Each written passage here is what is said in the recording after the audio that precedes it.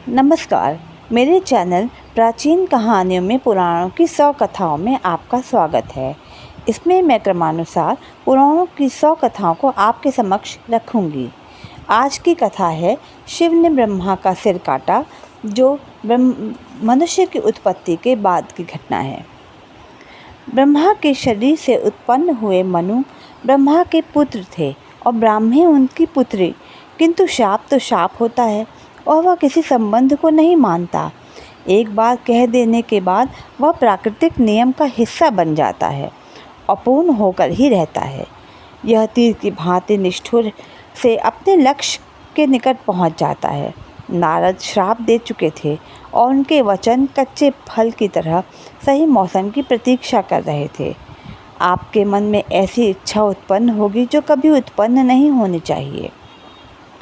श्राप के फलित होने का समय तब आया जब ब्रह्मा के मन में अपनी ही पुत्री को पाने की इच्छा उत्पन्न हो गई।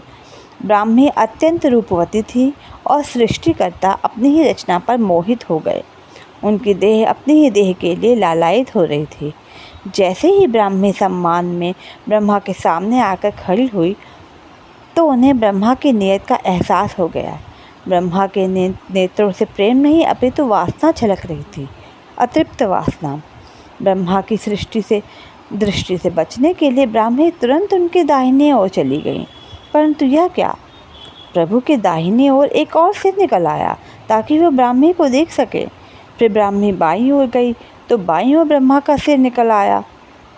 फिर वह उनके पीछे गई तो ब्रह्मा का चौथा सिर पीछे की ओर निकल आया। ब्राह्मी पूरी तरह हताश हो गई और ऊपर की ओर हवा में उठ गई, परंतु ब्रह्मा जुनून की तो जैसे कोई सीमा ही नहीं रह गई थी। अचानक एक पांचवा सिर ब्रह्मा के अन्य 4 सिरों से ठीक ऊपर उगाया, जो ब्राह्मी को देखने के लिए तड़प रहा था। अपनी बहन को संकट में पाकर और पिता को खुद ही लज्जित होता देख मरीचि और अत्रि, जो ब्रह्मा जी के पूर्व के पुत्र थे, उन्हें चेतावनी देने आ पहुँचे। आपको नारद के वचनों के वशीभूत नहीं होना चाहिए। आप सृष्टिकर्ता हैं और सर्वोच्च शक्ति के प्रतीक हैं। आप अपनी ही पुत्री के लिए मन में अपवित्र भावना कैसे रख सकते हैं? आप प्रकृति पर अपनी इच्छा कैसे आरोपित कर सकते हैं? आपने ब्राह्मी को दिव्य उद्देश्य के लिए उत्पन्न किया है। ऐसी आकांक्षा के समक्ष न झुके जो आपकी समूची सृष्टि को अशुभ बना दे। अत्रि ऋषि बोले। दुर्भाग्य से नारद का श्राप कहीं अधिक शक्तिशाली था। उसने ब्रह्मा को कुछ इस तरह अपने शिकंजे में लिया कि उन्होंने ब्राह्मी का पीछा करना शुरू कर दिया। वह इधर उधर भागती रही, किंतु पिता से बचने का कोई उपाय न था। उनके प्रयास को विफल करने के लिए ब्राह्मी ने पशु रूप धारण करने शुरू कर दिए। वह गाय में परिवर्तित हुई तो ब्रह्मा ने खुद को बैल में बदल लिया। ब्राह्मी घोड़ी बनी तो ब्रह्मा घोड़ा बन गए। वह बतख बनी तो ब्रह्मा ने खुद को नर बतख में बदल लिया। फिर वह हिरनी में बदल गई तो ब्रह्मा हिरन बन गए। वह एक एक करके 100 जीवों में रूपांतरित होती गईं और यह सिलसिला चलता रहा। सरीसृप, कीट, पक्षी और स्तनधारी, हवा, ज़मीन, नदी और समुद्र के जीव जंतु। हर बार मंत्रमुग्ध हुए ब्रह्मा स्वयं को ब्राह्मी के नर समकक्ष में बदलते रहे और इस तरह उन्होंने नर और नारी के पवित्र युग्म को कलंकित कर दिया। ब्राह्मी ने 100 रूप धारण किए, इसलिए उनका नाम शतरूपा पड़ा। इस तरह पृथ्वी पर अनेक तरह के जीव जंतु अस्तित्व में आए। शिव को यह देखकर बहुत क्रोध आया और उन्होंने ब्रह्मा की निंदा की।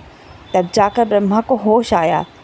उन्होंने शिव से क्षमा मांगी, किंतु शिव का क्रोध उबल पड़ा और उन्होंने ऊपर की ओर निकला हुआ शिव का 5वां सिर काट दिया, जिसके बाद ब्रह्मा के केवल 4 सिर रह गए। ऐसे अधम विचार क्षम्य नहीं हैं। शिव ने कहा, आपके चारों मुख अब इस भूल के प्रायश्चित हेतु सदैव वेदों का पाठ करते रहेंगे। अचानक शिव बोलते बोलते रुक गए। उनके बाएं हाथ पर कुछ चिपका हुआ था।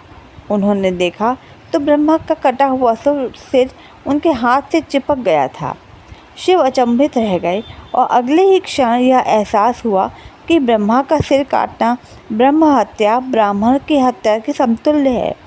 इसलिए इस पाप के दंड स्वरूप ब्रह्मा का कटा हुआ सिर शिव के हाथ से चिपक गया था। परंतु महादेव ने जो किया वह उचित था। शत्रुपा ने तर्क दिया, इसके लिए उन्हें क्यों दंडित किया जाना चाहिए?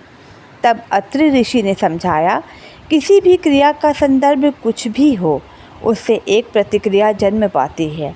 हमारे पिता ने वासना के वशीभूत अनुचित कामना की क्योंकि उन पर श्राप का प्रभाव था और उन्होंने उसका मूल्य चुकाया। इसी तरह महादेव ने भी अपने कर्म का परिणाम भोगा, चाहे उनका कर्म कितना ही वैध क्यों न हो। ब्रह्मांड के नियम सभी पर समान रूप से लागू होते हैं। भगवान शिव पूरे ब्रह्मांड में घूमते रहे, उन्हें कोई उपाय नहीं मिला। ब्रह्मा का कटा सिर उनके हाथ से चिपका ही रहा। जल्द ही मांस सड़कर नीचे गिरने लगा, केवल हड्डियां बची रह गईं। इस तरह शिव हाथ में कपाल लिए भटकते रहे, जिस कारण उनका एक नाम कपाली पड़ा। समय बीता और फिर शिव ने धरती पर कदम रखा। अचानक चमत्कार हुआ, एक स्थान पर शिव के हाथ से कपाल छूटकर नीचे गिर पड़ा। भगवान का शुद्धिकरण हो चुका था। उन्हें एहसास हुआ कि वह भूमि मोक्षदायिनी है और जो भी यहाँ आएगा वह पापों से मुक्त हो जाएगा। वही स्थान काशी या वाराणसी कहलाया। कुछ समय बाद मनु ने शत्रुपा को विचारमग्न अवस्था में देखा। मनु ने धीरे से शत्रुपा का सिर अपने वक्ष पर रखा और पूछा, तुम्हें क्या कष्ट है प्रिय? मुझे भय लग रहा है, मानव जाति की जननी ने उत्तर दिया। मुझे नारी को जन्म देने से भय लग रहा है। अगर पिता से ही पुत्री को खतरा होने लगा तो फिर कौन सुरक्षा देगा? यदि सब लोग स्त्रियों को चोट पहुंचाएंगे तो उन्हें स्वस्थ कौन रखेगा? मनु शांत रहे, किंतु शत्रुपा कांप रही थी। मुझे डर लग रहा है। मुझे डर है कि स्त्रियों को सौंदर्य दिया तो पुरुष उन्हें निर्वस्त्र कर देंगे, उन्हें ज्ञान दिया तो पुरुष उन्हें नीचा दिखाएंगे। मुझे डर है कि स्त्रियों को विकल्प मिले तो पुरुष उन्हें अस्वीकार कर देंगे। मुझे यह भी डर है कि मैंने उन्हें शक्ति प्रदान की तो पुरुष उन्हें नष्ट कर देंगे। शत्रुपा मनु से दूर हट गई। मैं भयभीत हूँ मनु, मुझे भय लगता है। ऐसा शत्रुपा ने कहा। अगली कथा नारद और माया।